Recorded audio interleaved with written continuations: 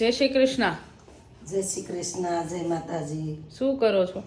આ જો વાહ, તમે તો સરસ પ્લેટ બનાવી. નાસ્તાની કે ફ્રૂટ સલાડની કે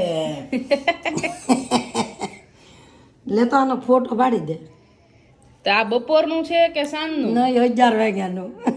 એવું? તો મમ્મીએ કોર્સ જોઈન કર્યો છે.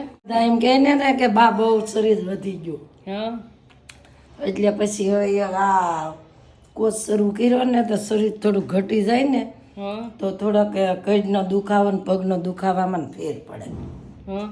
એટલે આ સલાડની ડીશ કરી છે. હવે શાંતિથી બેઠા બેઠા ખાઈ હા. ને પાછા બપોરે કંઈક જે રોટલો શાક હશે એ જમી લેવું. વજન ઓછો કરી જ લેવો છે એમ ને? હા, વજન ઓછું કરી લઈએ ને. તમારે લોકો આવે ને તો પછી એને તેડીને બારું નહીં જવાય. નકર તો માડી મારો પગ દુખે, એ માડી મારો પગ દુખે. તેડા છે નહીં એમ? તેડા છે નહીં ને તે પછી હવે જ મારે ઓલું આવે. પછી છોકરાને એમ ન થાય કે મારા ગઢામાં તો મારા દાદા તો નથી, હા. તો પછી મારે થોડુંક છોકરાનું ધ્યાન રાખવું પડશે ને. હા.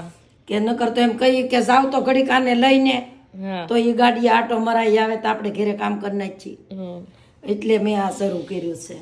જે કોર્સ આવે છે એ ચાલુ કર્યો છે કે જેનાથી વજન ઉતરે તો એમ. બાકી બીજી ઘણી ટ્રાય કરી લીધી હતી. કોઈ બાકી આની પહેલા આયુર્વેદ ડોક્ટર પાસેથી દવા લીધી હતી ને વજન ઉતારવા. તો એ 1 મહિનો થી નીકળ્યા મગ ખાધા હતા. હા. તો 1 મહિનો મગ ખાધા ને તો આવું જીવ વિનાના થઈ ગયા ને વજન તો કાંઈ ન ઉતર્યો. નહીં. પછી તો જનીર પોપટ ખીજાણો. હા. ભલે ગમે એટલો વજન ને થાય. એમ પણ ખબર છે કે ખોરાક જીવનમાં એટલું મહત્વ ધરાવે છે કે એના વગર કોઈને કઈ ચાલતું જ નથી એમ. અને એમાંય કેવું હોય પાછું, જે મન ભાવતું ન ખાય ને ત્યાં સુધી પેટ ન ભરાય. ઈ વાત નાજે પણ મન ભાવતામાં ઢોલકા થાય.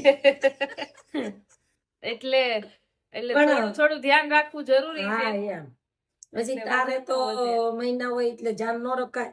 વિખી તો પાયલ હું ન રહી શકું, ભૂખી ન રહી શકું. એમાંય ખાધા વગર તેથી ખબર એમ મૂડ જ ન રહે. નીકળું કોઈ આમ બોલવાનું મન ન થાય, મૂંગા રહે તો પછી તો બંધ કરાવવું જ પડે ને. ઘરમાં બોલતું ન હોય કોઈ તો કેવી રીતે ગમે એમ. એટલે પેલા તો આપણે ખેતર તરબૂચ થતા, ઓલા નાના નાના આવે ને એ. પછી આપણે ખારામાં તો શીભડા બહુ થતા. હા, આપણે ખારામાં તો શીભડા બહુ થતા. હા. ને આ તો બધું પાણીનું પતકા જેવું હોય ને, ઈ ચીબડું તો બહુ મીઠા હોય. એમાં બહુ સ્વાદ આવે. હા, જેઠ મહિનામાં. પછી આ વાવણી કેદી કરે? જેઠ મહિનામાં. પછી એમાં કઈક શું હોય? એમાંય શુકન અપશુકન હોય?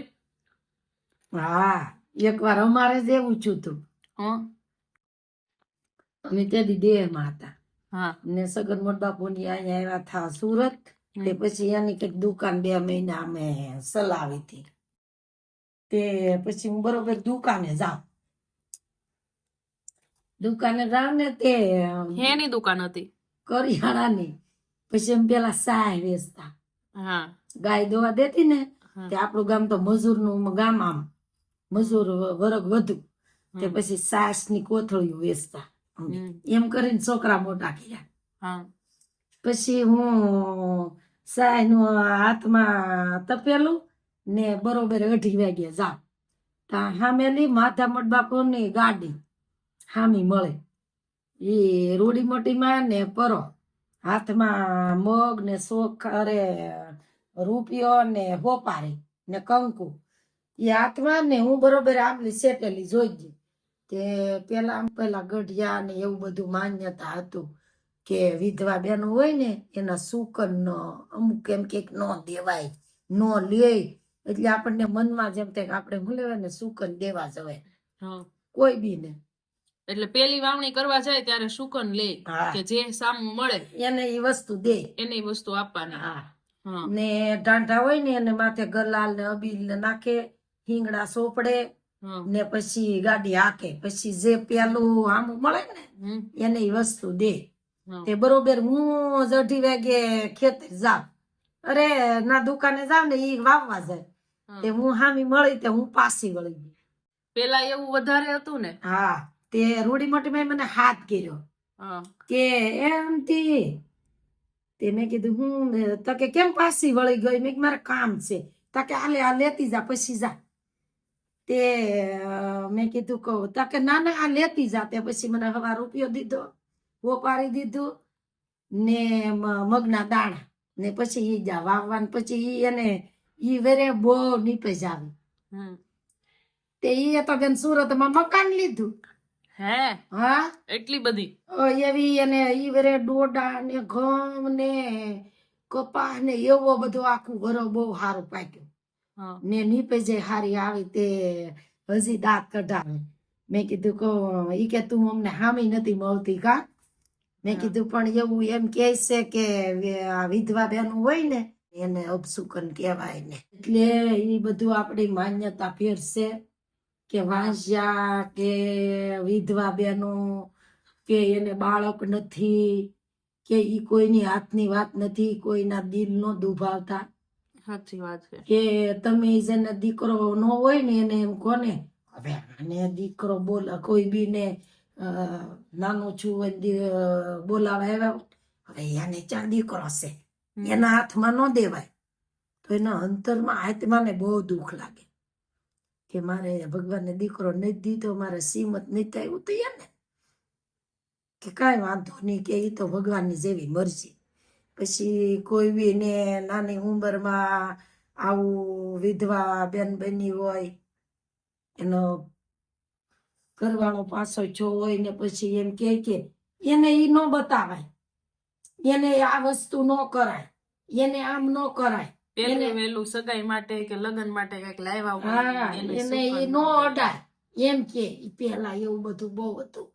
તો હજી અમુક અમુક રાખે છે કે લગ્નમાં પેલું મુહૂર્ત એનથી ન કરાય સગાઈમાં તે એનાથી મુહૂર્ત ન કરાય એ બધું ખોટું છે.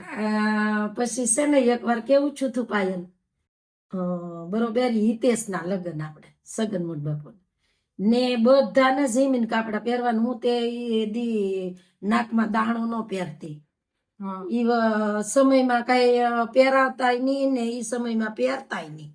આ તો પછી આ વ્યવહાર તમારું કર્યું ને તે રજનીએ વ્યાન કર્યું એવું વ્યાન લીધું હતું કે નહીં મારી માને મામા દાણો પહેરાવો મારી માં જ બધું કામ કરે પછી નો હું દાણો પહેરું ને સાંડલો કરું નકર હું કોઈ જે સાંડલો ન કરતી.